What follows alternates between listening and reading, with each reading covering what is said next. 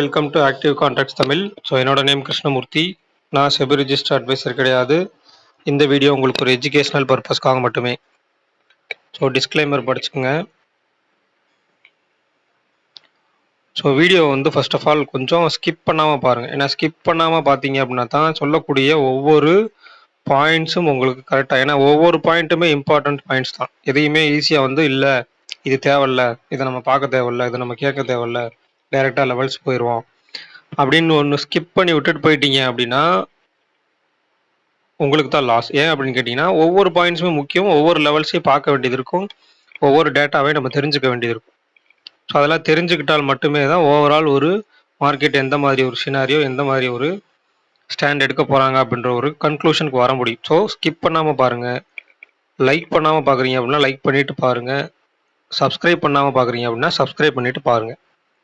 So இன்றைக்கி நம்மளுக்கு 24,185 open ஆகிட்டு 24,072 லோ வச்சு கிட்டத்தட்ட 24,242 போயிட்டு அகைன் 24,167 க்ளோஸ் வச்சுக்கிறாங்க. சரிங்களா, இதுதான் இன்னைக்கு சினாரியோ.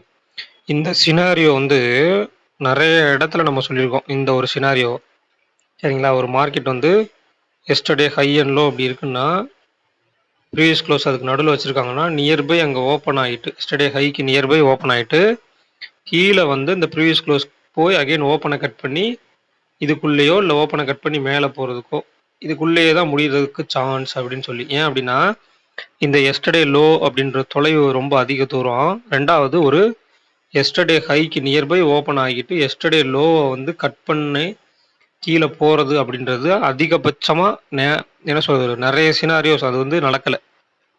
நீங்கள் போய் பேக் டெஸ்ட் எடுத்து பாருங்கள். ஒரு கேண்டில் வந்து இப்படி முடிஞ்சிருக்கு அப்படின்னா இது ஓப்பன், இது க்ளோஸ்னு வச்சுருக்காங்க, இது ஹை, இது லோ அப்படின்னு வச்சுருக்காங்கன்னா இங்கே ஓப்பன் ஆகிட்டு இந்த லோவை கட் பண்ணுது அப்படின்றது ரொம்ப ரொம்ப ரேர். அப்போ நியர்பை இங்கே ஓப்பன் ஆகிட்டாங்கன்னா என்ன பண்ணுவாங்க, இந்த க்ளோஸுக்கு கீழே ஒரு லோ வச்சுட்டு அகைன் இதுக்குள்ளே முடிப்பாங்க, இல்லை இந்த க்ளோஸுக்கு கீழேயே தான் முடிச்சிருவாங்க. இங்கே வந்து கட் பண்ணுறாங்க அப்படின்றது ரொம்ப ரொம்ப ரேர் சினாரியோ தான். அது வர்றதுக்கு வாய்ப்பு கம்மி.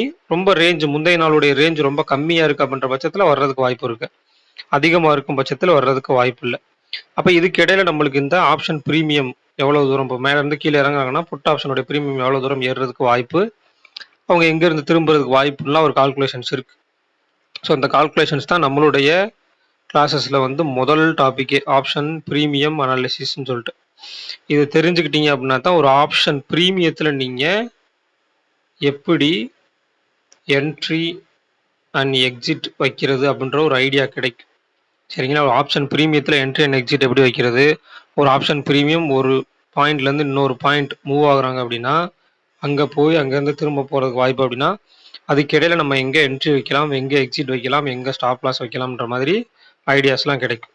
ஸோ இதுக்கடுத்து நம்மளுக்கு market scenario analysis, option premium அனாலிசிஸ்க்கு அப்புறம் அடுத்து இம்ப்ளைட் வாலட்டிலிட்டி அனாலிசிஸ், அடுத்து நம்மளுக்கு ஆக்டிவ் கான்ட்ராக்ட்ஸில் straddle, strangle, multiple strangle and zero hero, positional strategy, intraday ஸ்ட்ராட்டஜின்னு சொல்லி நிறைய டாபிக்ஸில் நிறைய நம்ம சொல்லிக் கொடுப்போம். இதில் நீங்கள் ஜாயின் பண்ணணும் விருப்பப்பட்டீங்க அப்படின்னா 7904877610 அப்படின்ற நம்பருக்கு வாட்ஸ்அப் பண்ணி கிளாஸோட டீட்டெயில்ஸ் வாங்கிக்கிங்க. ஸோ அடுத்து நாளைக்கான டீட்டெயிலாக என்னென்ன கொடுத்துருக்காங்க அப்படின்றத பார்ப்போம். ஸோ நமக்கு வந்து 24,000 put option and 24,200 call option நம்ம நேத்திக்கு எடுத்திருந்தோம். ஆனால் இன்னைக்கு க்ளோசிங் மார்க்கெட் என்ன பண்ணியிருக்காங்க, இந்த 24,200 வந்து நம்மளுக்கு ஸ்ட்ராடல் போட்டிருக்காங்க. அப்போ இவங்களுடைய ஸ்ட்ராடல் கட்டுப்பாட்டு எல்லைக்குள்ளே தான் மார்க்கெட் இருக்க போகுதுன்னு சொல்கிறாங்க. அப்போ 24,200 கால் ஆப்ஷனுடைய க்ளோஸ் பேஸ் பண்ணோம்னா 24,281, 24,200 புட் ஆப்ஷனுடைய க்ளோஸ் பேஸ் பண்ணோம்னா 24,092.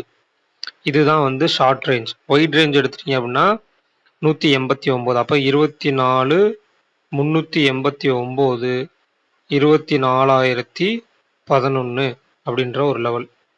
சரிங்களா, அப்போ இதுக்கு உட்பட்டு தான் மார்க்கெட் இருக்க போகுது, ஒய்டஸ்ட் ரேஞ்ச். அதையும் தாண்டி இன்னமும் ஷார்ட்டாக எடுக்கணும்னா 24,000 கால் அண்ட் 24,000 புட் அண்ட் 24,300 கால். அதனுடைய மிட் பாயிண்ட் வந்து 24,150. அப்போ இந்த 150 அண்ட் 24,200 இப்படின்ற ரெண்டு லெவல், இந்த ரெண்டு லெவலுமே ரொம்ப ரொம்ப முக்கியமான லெவல்ஸ். இந்த லெவல்ஸ்க்குலாம் மேலே இருக்கும்போது எப்படி இருக்க போகிறாங்க, இந்த லெவல்ஸ்க்கு கீழெல்லாம் இருக்கும்போது எப்படி இருக்க போகிறாங்கன்னு பார்க்கணும். இதுக்கடுத்து நம்மளுக்கு இம்ப்ளைடு வாலட்டிலிட்டி.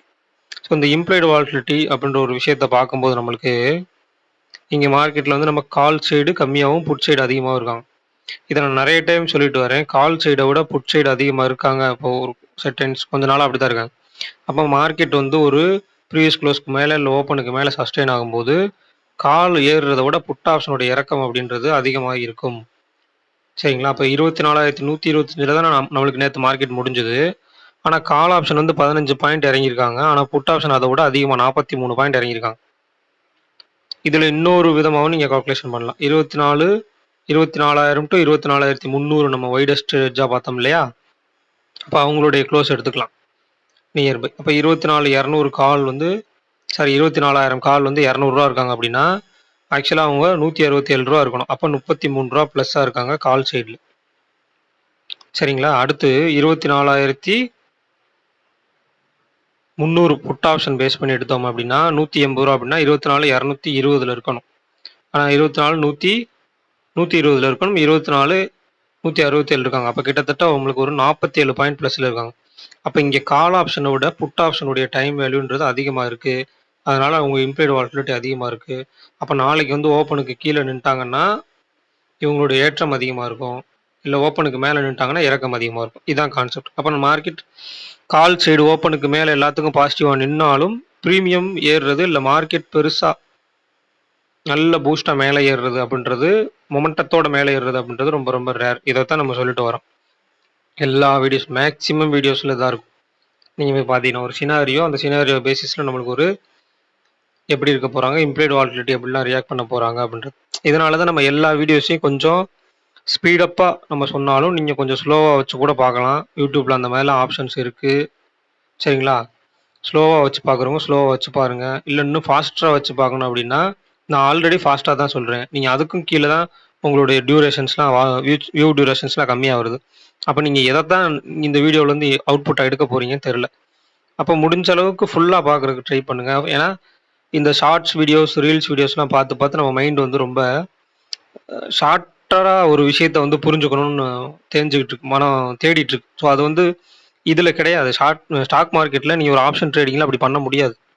எதாக இருந்தாலும் நீங்கள் டீட்டெயில்டாக தான் கேட்கணும். டீட்டெயில்டாக கேட்டு டீட்டெயில்டாக பார்த்தீங்கன்னா தான் உங்களுக்கு ஒரு நாலேஜ் கெயின் ஆகும்.